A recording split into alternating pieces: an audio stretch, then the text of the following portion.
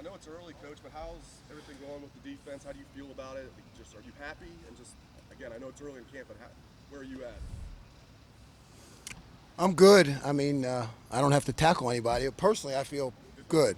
But with developing our defense, it's I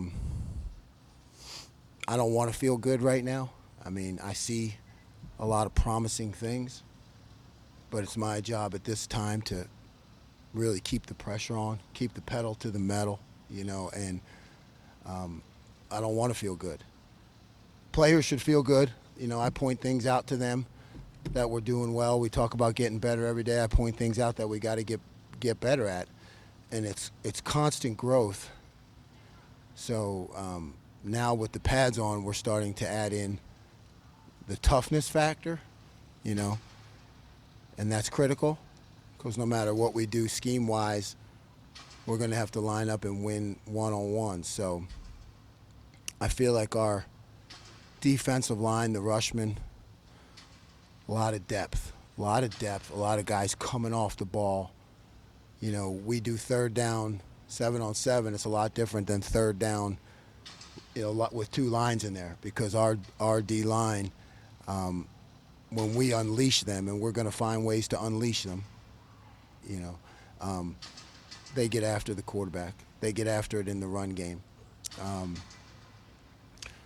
I think between Tommy and Steele have been really solidifying things at linebacker. I like Cody and Taraja mixing in, and Chip and CJ, and EA's been kind of a float around guy for us.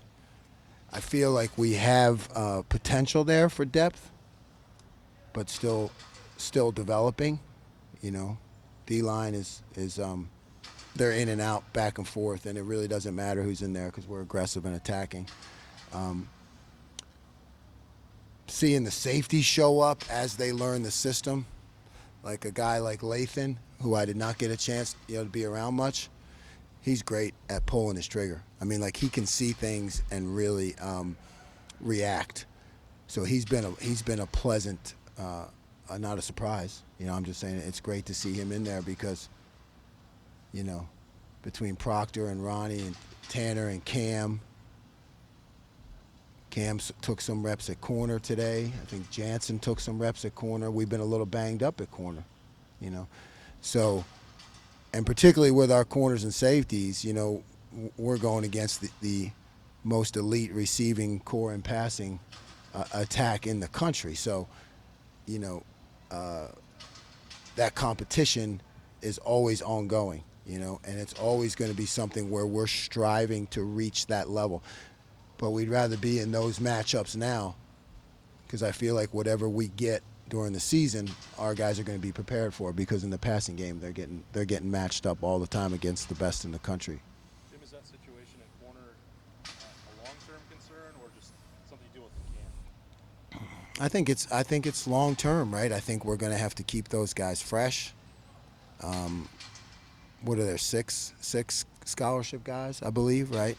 So we're going to have to dual train, like Jansen, Cam. There are guys that we're going to have to dual train because you're going to get corners who run all the time back and forth. You're going to get, the soft tissue injuries, and they need to, we need to be fresh. So I feel like it's definitely something that we are keeping our eye on and trying to make sure that we get multiple guys there repetitions. Do you think Jordan will be back soon? Yeah, that's above my pay grade. You mentioned Cody Simon. Obviously, was hurt the last year. What have you seen from him? I've seen, Cody has great football acumen, great football intelligence. He's tough. He's learned the defenses, even though he didn't get to play in spring, but he's been around it. I mean, play as much or as full go as he would have liked to have been in the spring. So all I'm seeing with Cody now are just some issues in timing, and because timing is so important when you're making tackles.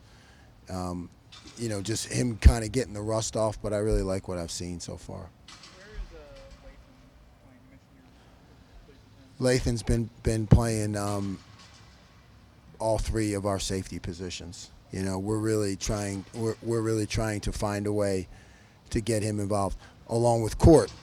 Right, Court is a guy who is really doing well, and we're trying to find ways to get him involved. So you may see some packaging. You may see some packaging with different safeties in the game, because of the way I feel like Lathan and Court are coming along, particularly in the run game. You could see some packaging with those guys, you know, because they can play. You got a chance to see practice a couple of times.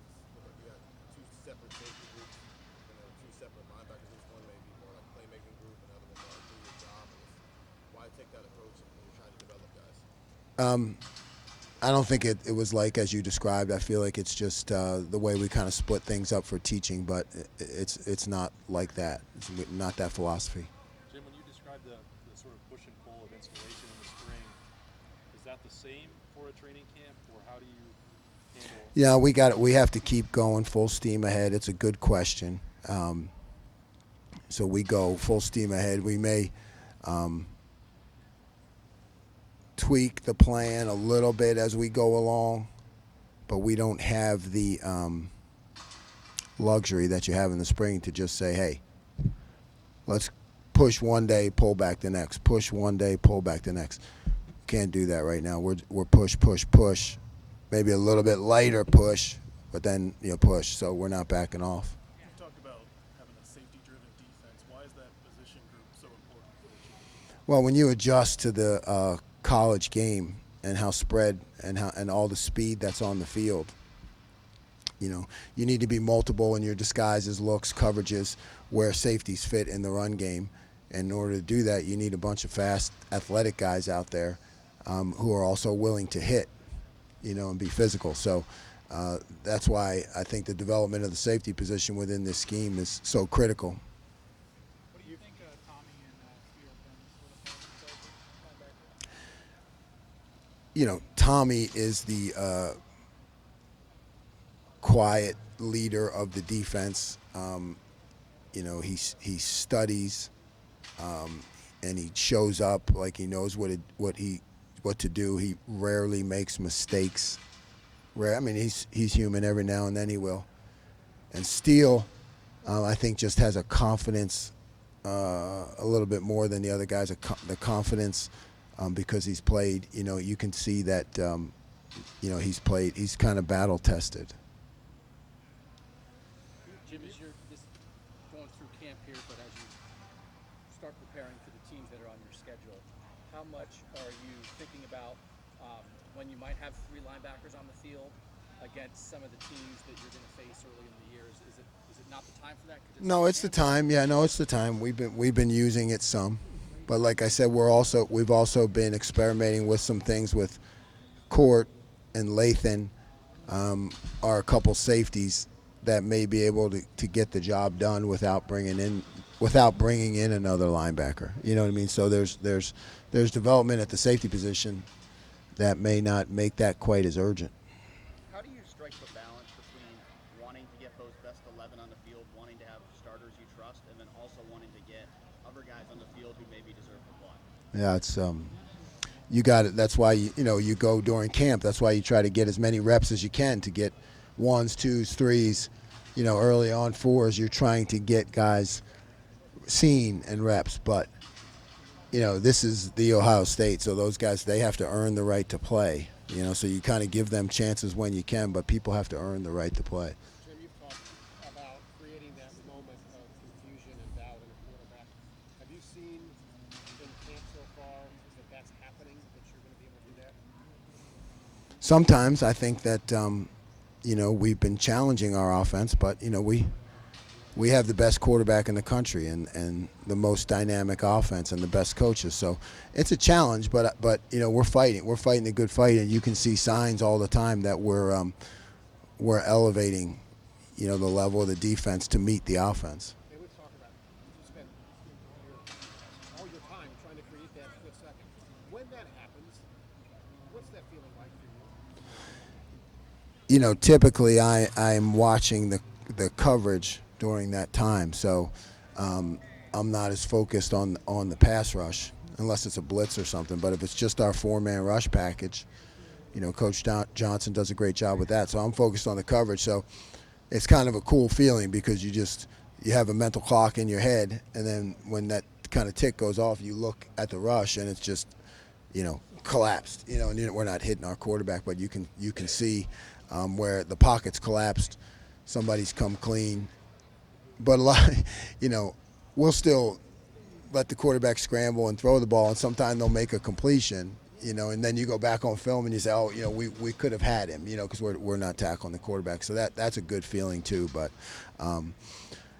I just like to see the coverage executed enough so that the rush can go home. So that's kind of what I'm more focused on. When you watch that video, who is somebody up front that's really caught your eye this preseason? I mean, obviously y'all haven't practiced real football too much yet. But I'll be honest with you. There are so many of them. It's hard to signal them out. has anyone taken a stride since the spring in your mind? I don't know. I mean, my expectations are so high for that group, and I thought they did really well during the spring, and I thought they've all just continued to grow. Now we're knocking some people back inside, I guess, which is really good to see with Jerron and Tehran. I mean, I guess if you could point out one thing, there are times when you see that line of scrimmage go backwards against a great offensive line. So I guess that's really promising. Jim, you hear Ryan Day say he wants a top 10 defense. Yeah. What goes through your mind on that, and what about this defense makes them capable of being top 10? What goes through my mind is that I wish he would have said top 5. Because that's what we expect. We talk about having a silver bullet defense, to mirror the traditions that have been around here. We're talking about. I tell the guys that means top 5. And that's what we're pressing. That's what we're pressing for. But no, I mean, really nothing goes through my mind other than it's great to be at the Ohio State because the expectations are high, and that's what I've always wanted. Jim, how much do you enjoy this time of year? The install, the teaching, the elementary stuff? It's great. I mean, it's my life. I mean, it's passion. It's constant. It's no sleep, or when you do sleep, you're running through schemes and installations in your head. It's running from practice to watch the film, to get it broken down, to get the teaching points to the guys, to putting together the presentation. It's nonstop. There's never a boring moment, and that's a great way to live. I know you said Tommy's kind of the silent leader of the defense, but from a mental IQ perspective, who do you feel like is the guy that's pushing the envelope from the mental side of the game? Ronnie, I think Ronnie is more of the vocal leader and more of the guy who runs things from the middle in terms of the adjustments. I think he does a great job. Tanner obviously knows the system, so he's helping out. But Tanner from the nickel position is not going to be the guy who really is the major interior, adjuster. That's why we call Ronnie's position the adjuster. So he's starting to really see it and learn it, and be able to get us in the right formation. Why were Cam and Jansen the guys that you looked at corner, and how did they look? I just asked. I asked the coaches, and the coaches talked about it, and between Perry and Tim, they decided those are guys that have exhibited that kind of foot quickness and speed and athleticism to fit the corner position. And now again, I thought they looked pretty good. I really do. I thought they made. Impressions of Cam, because he's a guy that comes in with a pretty interesting background, being a quarterback in high school, and then kind of playing all over the secondary. Yeah, very impressive. I was impressed with him since I first saw him. I think he's got a quickness, he's got a toughness, he's got a mental attitude and fortitude. He's a guy who's a playmaker, and focused, and doesn't get upset, doesn't panic. Makes a play, comes back, makes another one. Doesn't say much, but you can see he's locked in. Like a football awareness, I mean, does it show up in a guy like Oh yeah, the guy he understands everything. I can't remember him really making a mistake at all. He's quiet, but I mean he understands everything. He's always locked in. He's always 100% locked in. Just with a guy like Colt, who seems pretty versatile as your linebacker and safety, is that kind of the ideal guy for you to have depth in your safety room? I think it makes a big difference, right? And to have that kind of player, it makes a big difference because we should be able to adjust to him to bigger sets, maybe without putting in another linebacker because he can do it. In terms of moving guys between safety and corner, is Perry's recent experience with the cornerbacks coach, does that help making the Yeah, decision? yeah. So they're all together in the back end. We got two great coaches and a lot of good guys to help them, and they've all coached. Tim and Perry, they've all coached it all. So they do a great job of really sticking together on it and talking and communicating.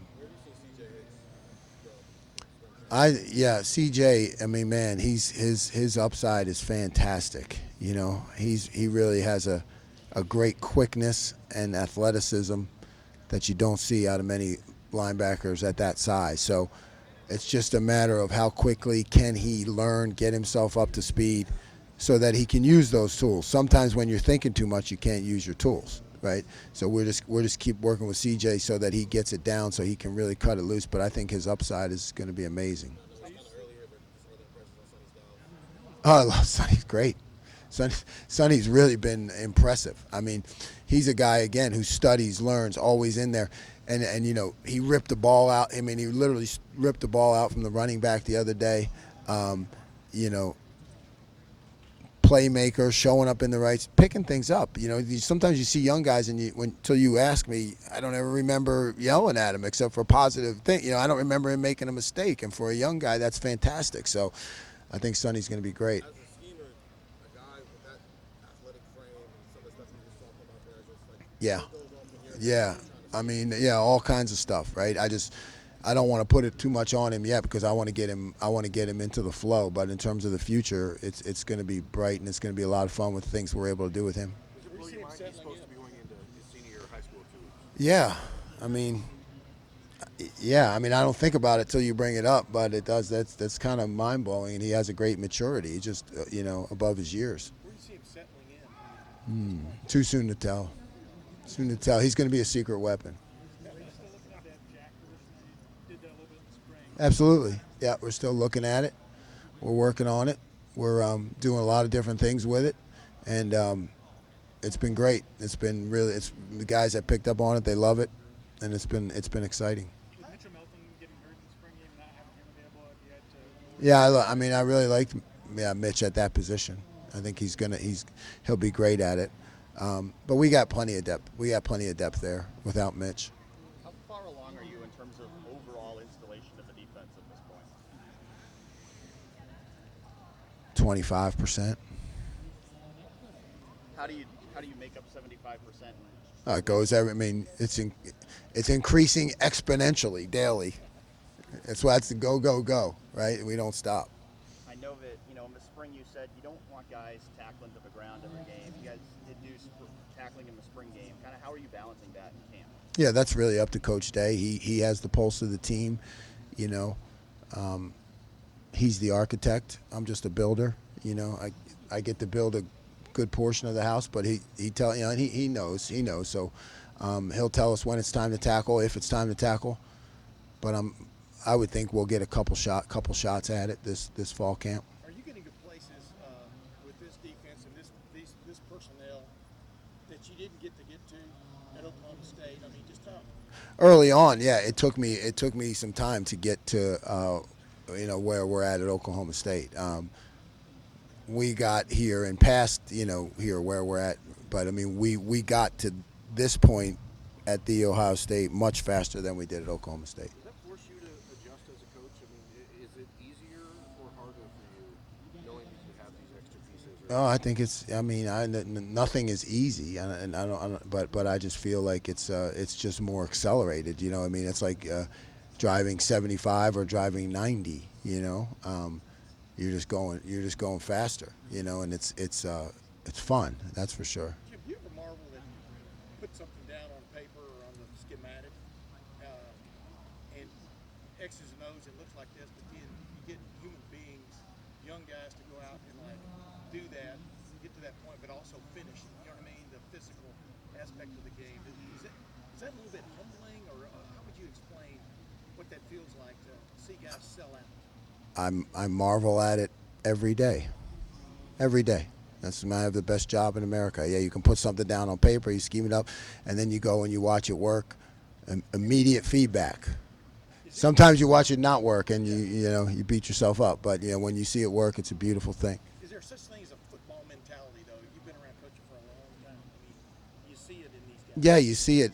I do see it. I see it across the board. I've said this before. It's just these guys were hungry. They were they're tired of being pointed at, as being deficient in any way. They came here as the best players in the country, and they expect to play. They're just soaking it up. They want to be coached. They're like, hey, tell us how to get there. And then their football acumen really across the board is great. I mean, they all understand the game and they all understand concepts. Pick them up quickly.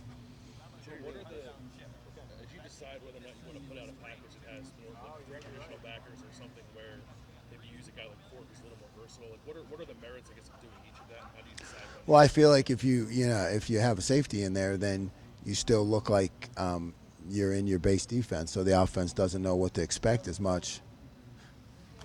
Strength and honor. But when you substitute, right, now your package becomes limited. You know what I mean? So I think if you keep your base people or some version of it, you have a better opportunity to be multiple. Have you had many guys like a Ford who can kind of function as both a backer and a safety in that kind of way that you I mean, I've seen them over the years, but not to Court's level. I think he can be great. You talked about Lathan he's coming off next year. What about Proctor? How's he progressing? Proctor's sky is the limit. He's progressing very rapidly. He's very talented. He could be the best in the country. He has a confidence about him. He's developed here through his career. You talk to Coach Mick. I talked to Coach Mick a lot about guys when I first got here. You talk to Coach Mick, and this is a guy who really came here one way and is now completely different. And he's like locked in, Iron Buckeye. So that's who you want to be that adjuster. Jim, what's this right now, Jalen Johnson, and how much he can help at corner? Too soon to tell. Jim, what did Ty Hamilton do to get recognized after the first day of camp as this? Oh man, he was just making plays all over the field. When you're winning your one-on-ones and you're chasing the ball and you see his feet and his get off. He just kind of stood out. We talked a lot about Duran and Tyreek and Mike Hall. Where does Ty kind of fit in there? He's part of that rotation. I mean, I don't know how to describe it except they're all going to play. They're all going to play a lot. It doesn't matter who's first or second because we just want them to keep coming at the offense in waves. He's as good as any of them. Last question. You talked about Tanner being one of the leaders because he knows the defense a little bit. You've seen him for the last few years. Where has he gotten better? He's gotten better. Yeah, Tanner's gotten better, and that's why he came here. Tanner and I talked about that when he came. He wanted to improve his game. So he came here because he's going against the best in the country every day and the best offense, and he's raised his level a lot just by going against those guys every day. That's what he wanted. That's what he and I talked about, that he could benefit from this situation. All right. Thank you, Coach. Thanks, guys.